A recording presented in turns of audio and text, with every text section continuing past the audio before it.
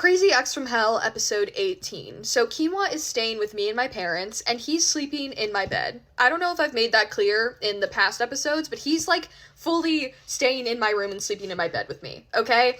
And there's one night where I just can't sleep, and I am crying over Eric, and I'm trying to muffle my sobs so I don't wake up Quinoa, and eventually I decide I am just gonna go sleep on the couch. I go out to the couch with the scrapbook that I made Eric for our 1-year anniversary, and I send Quinoa a text. I let him know what's going on and that I'm gonna be sleeping on the couch, and I fall asleep with the scrapbook open next to me, okay? And my dad wakes up very early in the morning. He always has. He's like a 4 or 5 o'clock in the morning kind of guy. So he wakes up at his usual time, and he comes out to the couch and sees that I'm asleep there. And he's wondering, okay, why is my daughter asleep on the couch and not in her bed where she should be? Like, did this guy who's staying with us, like, kick her out of her own bed? What the fuck is going on? So he goes into my room, and Quinoa is not in the bed. And he's like, okay, even weirder. Where is the boy who's supposed to be staying with my daughter right now? Where is that kid? So he goes outside to his car, and he sees Quinoa at my car, and he's got the car door open, and he's rummaging inside a book bag. And one of two things happened here, okay? My dad knows that Quinoa used to sell this, okay? The green stuff. Or at least that's what Quinoa had told me. He told me that when he was younger, you know, his mom was very poor, and, you know, his dad was in a rough area, so when he would stay with his dad, he would sell this to make money to help his mom pay the bills, and, like, is that true? I don't know, but I ended up telling my dad that for whatever reason, and my dad hates this. He hates substances of any kind, but especially this for some reason, like, really freaks him out. Even the smell makes him irate, okay?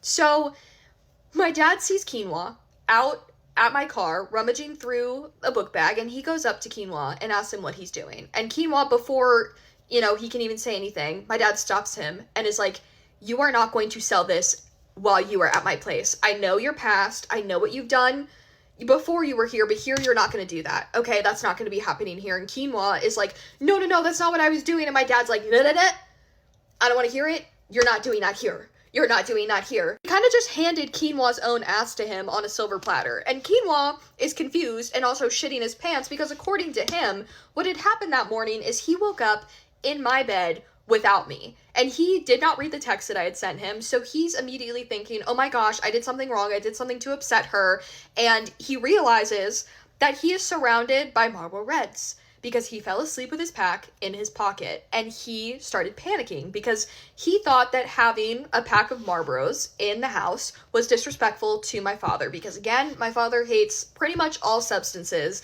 and he thought that having his little ciggies in his pocket in the house would be bad. Right? So he grabs them, stuffs them all back into the pack, and then goes to put them in his backpack that is in my car. And while he is leaving my bedroom, he sees that I'm on the couch. And again, he's confused. He doesn't know why I've slept on the couch.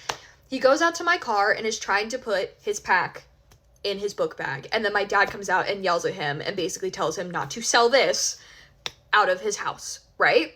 And I wake up and Quinoa tells me about all of this. And I'm irate, okay? I am so upset. How could my father yell at this amazing boy that I've brought into our lives? And so, Quinoa and I are out and about that day. We get home. My dad is mowing the lawn, okay?